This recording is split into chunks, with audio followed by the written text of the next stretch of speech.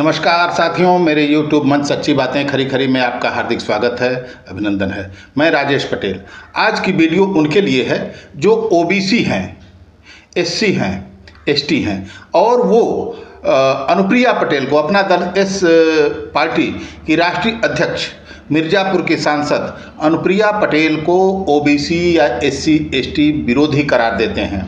ये वीडियो उन्हीं के लिए है, खासकर उनके लिए है जो लोग इस लोकसभा चुनाव में ये प्रचार कर रहे हैं कि अनुप्रिया पटेल आरक्षण विरोधियों के साथ मिलकर ओबीसी एससी एसटी के हितों के साथ खिलवाड़ कर रही हैं।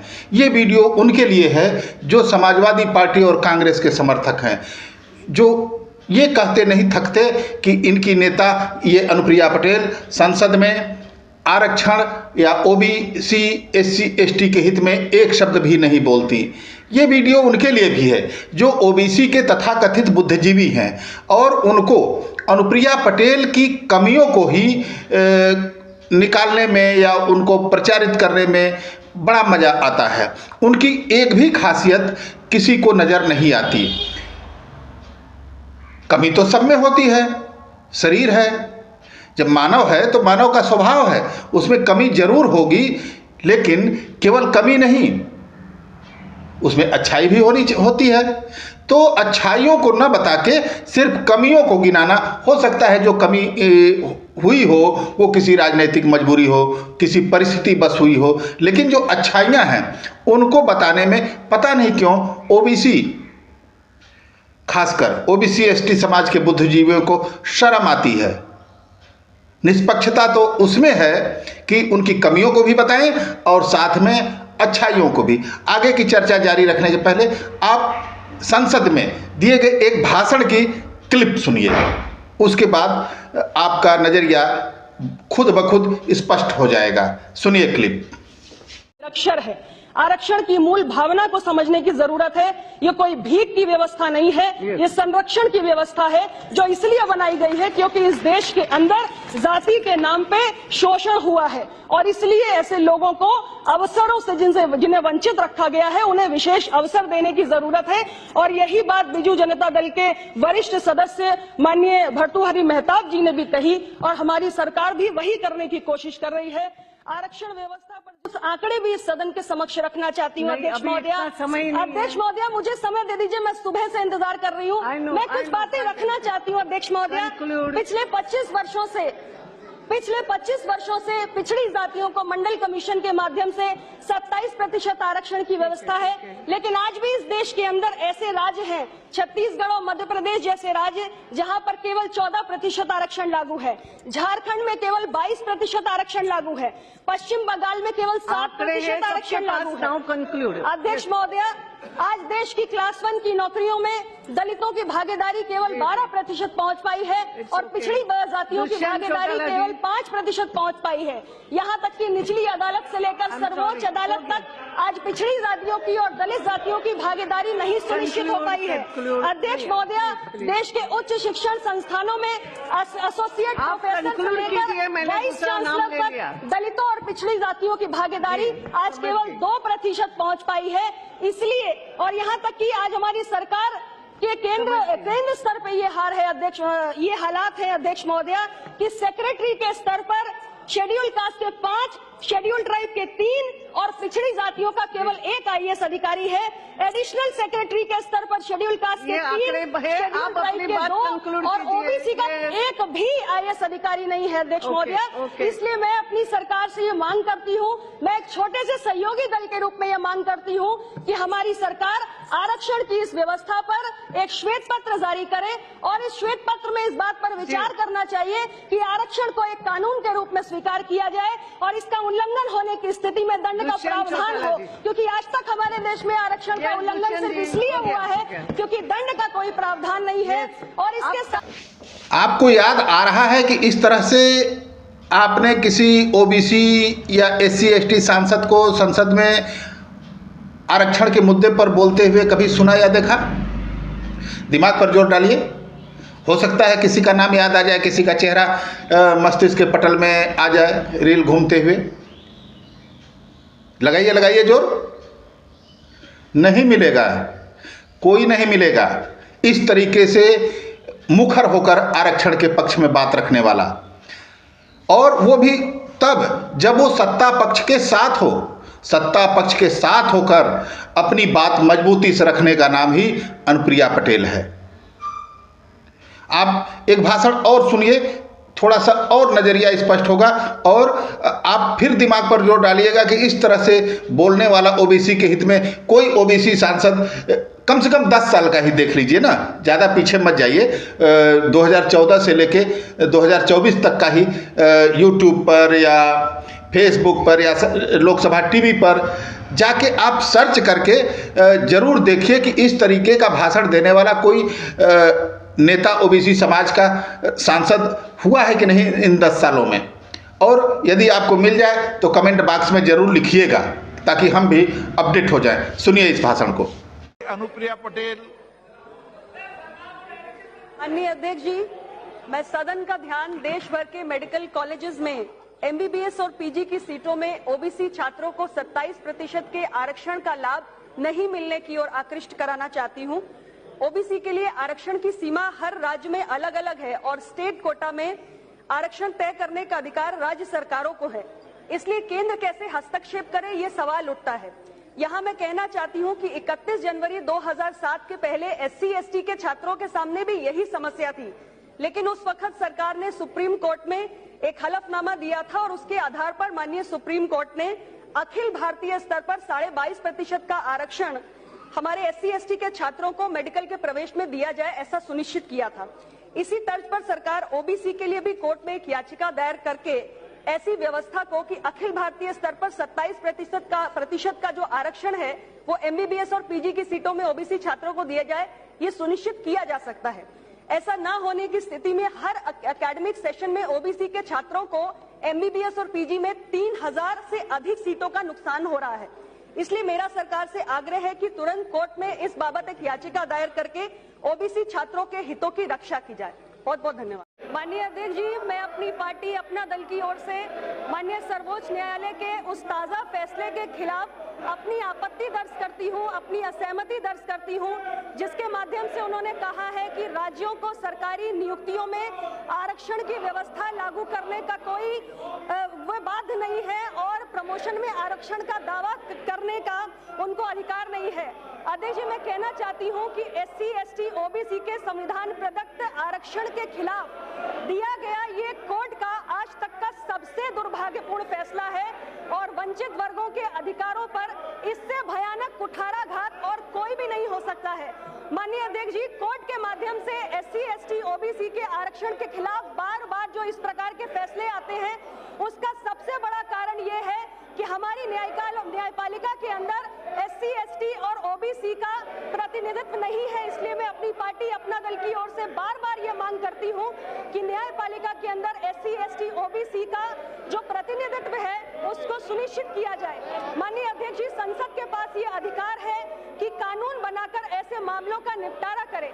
इससे पहले भी एक परिस्थिति आई थी जब SC/ST एट्रोसिटीज एक्ट में सुप्रीम कोर्ट के द्वारा बदलाव किया गया था और तब हमारी सरकार ने अध्यादेश लाकर और एक नया कानून बनाकर वंचित वर्गों के अधिकार को संरक्षित करने का काम किया था और आज एक फिर ऐसी ही भयावह स्थिति खड़ी हुई है। इसलिए मैं सरकार से मांग करना चाहती हूं मेरी पार्टी की ओर से कि इस मामले में त्वरित हस्तक्षेप करे और इस मामले का निपटारा करे, क्योंकि देश का वंचित वर्ग आज हाशिए पर खड़ा हुआ है और अपनी चुनी हुई सरकार से ये उम्मीद करता है कि इस तरीके के फैसले जो बार बार कोर्ट के द्वारा दिए जाते हैं, सरकार को इसमें सामने आकर वंचित वर्गों के अधिकारों की रक्षा करनी चाहिए। बहुत बहुत धन्यवाद। साथियों, कोर्ट के खिलाफ, सुप्रीम कोर्ट के खिलाफ अनुप्रिया पटेल ने संसद में आपने सुना होगा, जिस मजबूती के साथ अपनी बात रखी, इसकी मिसाल बिरले ही मिलती है। नीट मेडिकल प्रवेश परीक्षा में ओबीसी छात्रों के लिए 27% आरक्षण की मांग आपने भाषण में सुन लिया। अनुप्रिया जी ने उठाया संसद में। कैसे आप कहते हैं कि संसद में बात नहीं रखती हैं? सरकारी पदों पर जो ओबीसी का बैकलॉग बाकी है, आप कैसे कहते हैं? इसको लेके इन्होंने बात उठाई संसद में, आपने भाषण सुना, कैसे आप कहते हैं कि नहीं, ये संसद में नहीं बोलती हैं? जरा नजरिया स्पष्ट करिए।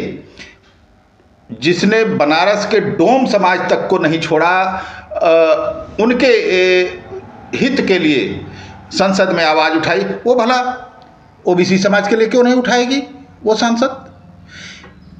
डॉक्टर सोनेलाल पटेल की विचारधारा को आगे बढ़ाते हुए अनुप्रिया पटेल ने ओबीसी एससी एसटी के पक्ष में हर वह आवाज़ उठाई संसद में और संसद के बाहर, जो आज के समय में या जब उन्होंने उठाई उस समय में जरूरी था।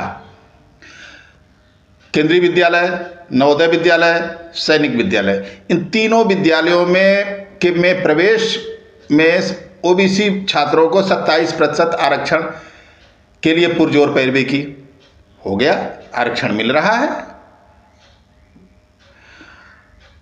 नीट मेडिकल प्रवेश परीक्षा, जिसमें हर साल हजारों छात्रों का नुकसान होता था, उसके लिए आवाज उठाई कि मेडिकल की प्रवेश परीक्षा में 27% आरक्षण दिया जाए। हो गया। दबाव बनाना किसी ओबीसी लीडर का काम है। सरकार पर दबाव ही बनाया जा सकता है। अभी संख्या बल उतना नहीं है कि अपनी मांगों को लेकर या अपने मुद्दों को लेकर सरकार में पर कोई प्रभाव डाला जा सके। लेकिन अनुप्रिया पटेल ने जिस तरीके से दबाव बनाया है, उसकी यदि आप तारीफ नहीं कर सकते तो आलोचना भी करने का आपको हक नहीं है। जरा आप बताइए, खासकर मैं समाजवादी पार्टी या कांग्रेस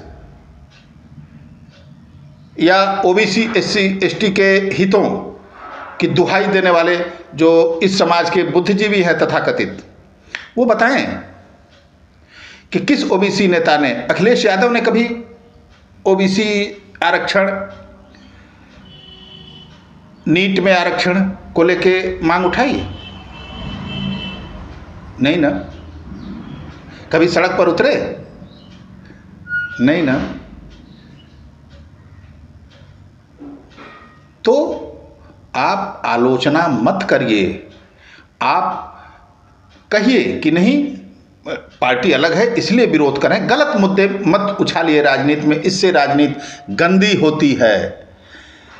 साथियों, मैं आपको किसानों के लिए, अनुप्रिया पटेल ने किसान को, खेती को उद्योग का दर्जा देने के लिए जिस तरीके से मांग उठाई कि सुई से लेके हवाई जहाज तक बनाने वाली कंपनियां अपने उत्पाद का मूल्य खुद तय करती हैं, केवल किसान को यह अधिकार नहीं है कि वो अपने उत्पाद का मूल्य तय कर सके। इसको लेके भी अब किसान में तो सभी वर्ग के लोग आ जाते हैं। किसान केवल न ओबीसी है, न केवल एससी है, न एसटी है,